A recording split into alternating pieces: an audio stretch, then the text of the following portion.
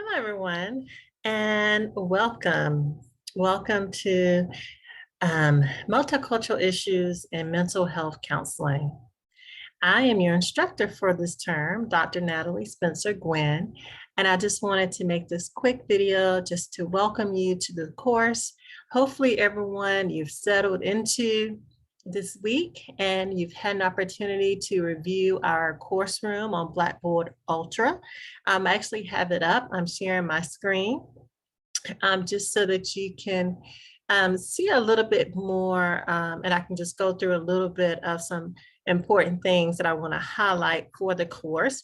But just to give you a quick introduction, if you haven't done so already, make sure that you go in and you review our week one, which I'm clicking on here, module, and you'll see right at the beginning, we want you to go ahead and meet your fellow classmates. So just go in and just pop in there and just introduce yourself to everyone. And if you don't mind, just answer some of these questions. If you have no idea what you want to share, if you don't want to share anything personally, just share with us, or me in particular, what you would like to get from this class or learn. What are some strategies that you employ to be successful in your schoolwork? These are always great tips to share. Maybe your peers can learn something from you. And then also, why is your education a priority? So often we put others' needs and wants before ours. And this question is just really focused on you. Why is your education a priority for you, and what are some things that you want us to know about you? So thank you so much to those of you who've already gone in and shared a little bit about yourself. I'll just highlight my get to know you video, or a little, not video, poster that I made. I just want to let you know that once again, my name is Natalie Spencer Gwynn. I currently live in Winston-Salem, North Carolina. So that means I'm on the Eastern time zone. I am graduated from the University of North Carolina, Chapel Hill, where I earned my BA in English and my master's degree in school counseling. And then in 2012, I earned my doctorate or PhD in counselor education supervision from North Carolina State. So I am truly a North Carolina girl at heart. My background is in school counseling, in particular high school counseling, but I'm also a licensed clinical mental health counselor in the state of North Carolina.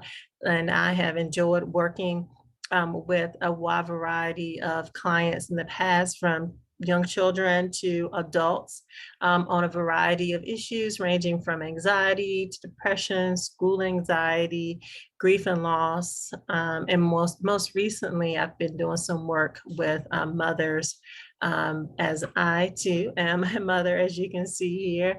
I have 3 children. I have a 2.5-year-old and also 8-month-old, almost 9-month-old twins. So I have to keep updating that as far as how old they are. So needless to say, I'm very, very busy with my family life, but I also want to make sure that I am focused on creating a classroom experience that is rich for you all. So please don't reach out to contact me. You'll see that I listed my cell phone here, and also email is the best contact for me. So just make sure that you're able to email me if you have any questions. So that's just a little bit more about me. I'm not going to go into too many details there.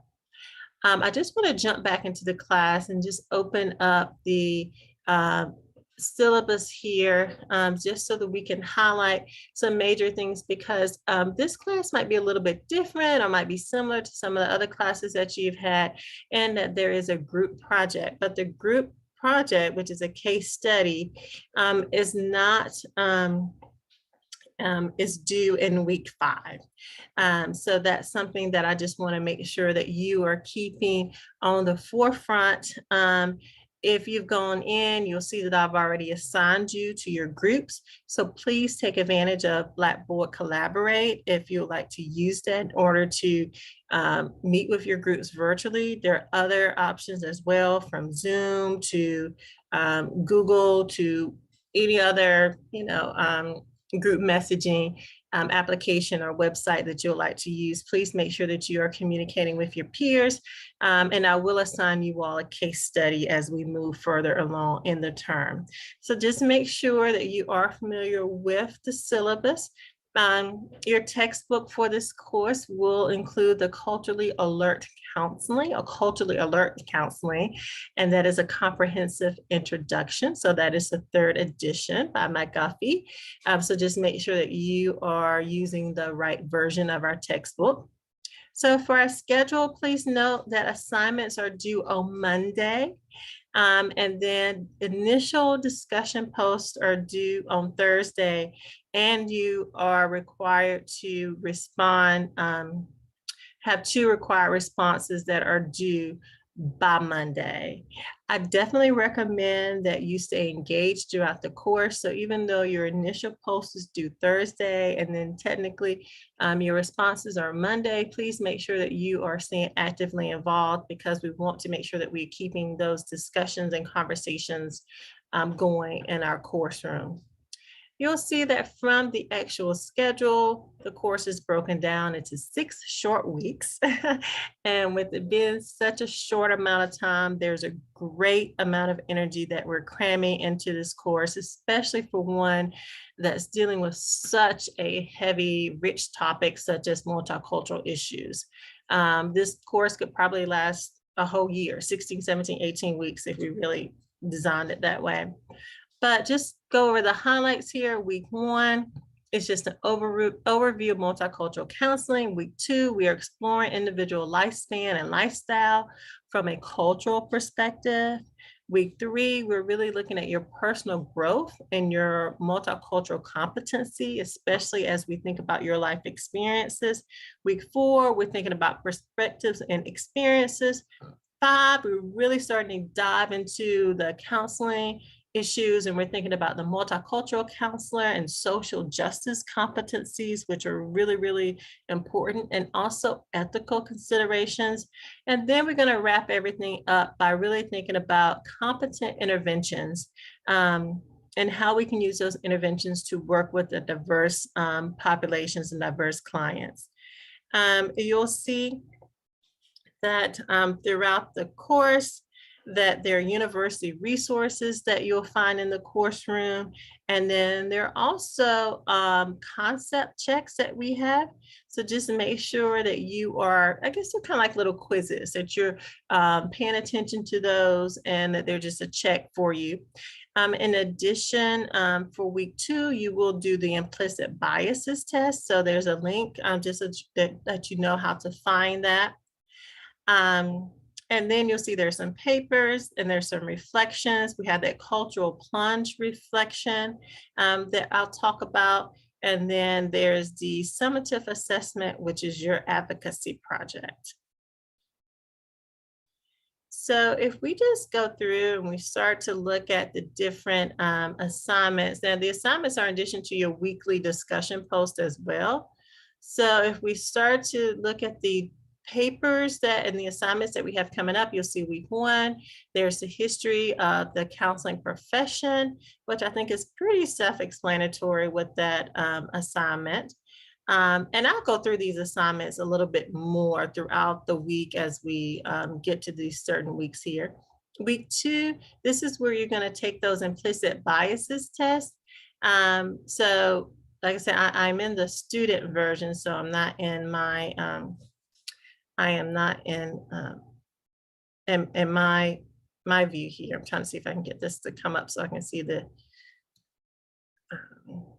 instructions here, the details. I don't think I can see the details here with this view.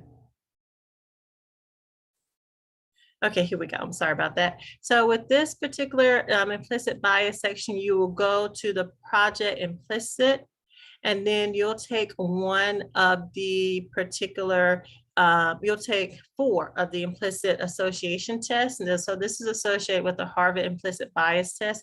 So some of you might have already completed these tests in the past, but you'll just select 4 and then you'll complete your test. And then you're going to write a 350 to 525 just word reflection based on your experiences taking that particular assessment or particular test. You are to cite a minimum of 2 sources, with one of those being the actual project implicit bias test website. For week 3, as I mentioned, I will go over these assignments a little bit more as we get closer to these particular assignments. This is where you're going to do a cultural plunge. And this can be, a little bit of a fun assignment. So just make sure that you're thinking about what you want to do. So for this particular assignment, what you're going to do is you're going to choose one of the following ways to investigate a culture that is different from your own. So you're going to watch at least 30 minutes of a documentary or other non-fictional video that realistically portrays individuals with a different ethnicity, sexual orientation, social class, religion, other self-identified culture than yours.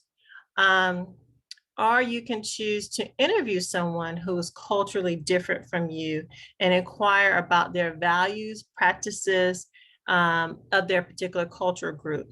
Now, there's several movies, there's several documentaries that are out there that you can watch, especially if we're looking at any type of documentaries that are available. I will provide you with a list of some that you can choose from. And then also you might know someone that you might want to interview. So the second part of the cultural plunge is really writing it up. So you're just going to write up a 700 to probably around 1,000 word reflection of the insights you gained during your investigation. And here's just some observations that you'll just need to consider as you write your paper here that we have listed. And then also you're going to think about that experience from a counseling perspective as well. With this, you'll just want to make sure that you cite any resources that you use. Definitely cite the documentary that you watch, and you can even cite the individual that you interview. If you do not want to reveal the person's name, you can use a pseudonym, or you can just come up with a name, or you can just use the initials or anything that you would like to do. For week 4, we are moving right on along. Once again, you have your assessment. And this week, you're going to do a genogram. If you've never been able to do a genogram before in the past, that's where you look at your own family history. So you're going to download this particular analysis or instructions as how to use and develop an ethnic genogram. And then you're going to do a genogram based on your family. So look at maybe your family history. This is where you might want to go back and maybe interview or talk to some of the older members in your family, or just have a conversation with your guardians, mother, father, aunt, uncles, cousins, or extended family members if they're in the area, if they're not in the area. And this is really a way for you to identify the racial or ethnic characteristics and the changing worldviews of your family over 3 to 4 generations, if you're able to do 3 to 4 generations. Now, some of you all, you might not can go back that far. You might not have relatives that are living, but just do it as far back as you can, even if it's with your parents. I know my parents grew up right around that civil rights movement. So they definitely have had some changing views as they've been able to see how things might have gotten better in terms of race relations, and also how things are still in need of some work, and also both my parents are from the South. So there are a lot of different things that I can go back and even just talk to my immediate family, my mother and my father, because my grandparents are passed away, and just get more information about their backgrounds. So do it as far back as you can. If you aren't able to go back 3 to 4 generations, just do the best that you can, because I do know that that can be a little bit difficult for some people. Week 5, we are moving into more of the counseling perspective when it comes to multiculturalism and diversity. So with week 5, for this particular assignment, this is where you are going to get ready to do your case study. So this is where you will actually meet with your group, and I'll talk a little bit more about that over the next few weeks. But then you're also going to have your concept check, your little quiz that you're going to do during that time. And then for week 6, this is where you're going to do your advocacy project. I just wanted to spend a few minutes talking about that. And this is where you are going to assume that you are a mental health counselor, and you're going to help your agency develop a program that's specific to a cultural population. So whether it's African American, LGBTQ, trans population, Hispanic, Native American, Asian Pacific Islander population. So your agency, they're really interested in providing mental health counseling services to members of that community, but it's just foreign to their staff. So before you start seeing the clients at this particular agency, you decide to conduct a cultural study of this particular population. So for this assignment, you will be tasked with sharing your cultural findings with your colleagues, and your ultimate goal is to provide culturally responsive mental health counseling services in the community. So what are you going to do? You're going to research the population through academic peer-reviewed studies. So note that part of your research can either observe a population, or you can interview members of this particular population or service providers, or you can even talk to an agency that's providing particular services for this particular population. For example, if you are interested in helping your agency develop practices to help African American males, you might find a practice in your area that specifically reaches out and focuses on counseling and therapy and mental health services for African American males. And this is the same for members of the LGBTQ population, members of other ethnic groups or cultural groups. You might find agencies that focus on those specific groups in particular. So you may use a template that we have provided here, but you can definitely make your own, or you can definitely click on that if you'd like to see it. But what you're going to do is you're going to create a 10 to 15 slide Microsoft PowerPoint presentation with detailed speaker notes, or you can do audio narration. So just make sure that you put those speaker notes in there so that I can read those. And then you're also going to do a 3 to 5 minute video with a transcript of the actual presentation. So you're just going to create the presentation, and then you're going to actually just do a quick little video. So what you're going to do with the PowerPoint and the video, you just need to present the information. You explain how studying this population will help you understand more about culture and multicultural counseling competencies, and then just summarize any social structure, beliefs, values, spoken languages. And I'm not going to go and read through all of these because, like I said, I give you a little bit more details as we go along in the term. But this is something I want you to start to think about now, because you might be able to do both of these. If you do your cultural plunge with a particular member from a cultural group, you can even use that as part of your research for doing your advocacy project. But we'll talk about that a little bit later, in addition to your case study, because I don't want to make this video way too long, because this is just really an introduction. But the first thing I want you to do is just to go in and introduce yourself to everyone, and then just get started with our week 1 discussion. I'll come back on next week and we'll do another little video just to introduce you to week 2, and also just go over some of the grading and just also any other housekeeping questions that you might have. And if you come up with any questions, please post those in the course questions section. Obviously, no one has posted in here yet, But if there are any questions about any of the assignments, please go ahead and post those, or group projects or the group case study members. You can post that there. Also, I just want to put this out here. Life happens. We are still in the whole era of COVID. We're still even trying to battle monkeypox now. And who knows what other condition is going to come up that we need to make sure we protect ourselves from. Please, please, please, if you're experiencing any difficulties throughout this term, even though it's a very short 6 weeks, please let me know as soon as possible so that I can offer you any resources or help you with anything. And also, if there's any part of any assignment that you need further clarification on, please reach out. Like I said, email is the best way, but I also included my cell phone number if you'd like to call me. Once again, I am on the Eastern time zone, so just please make sure that you're aware of that and that you're aware of my response time if you're in a different time zone. But for now, I am looking forward to getting to know everyone a little bit more online. And I hope that you can learn from each other. You can learn from the experiences that we've got set out for you in this class. I've always enjoyed doing cultural explorations, cultural plunges, reviewing documentaries, and just learning more about different cultures from a wide variety of perspectives.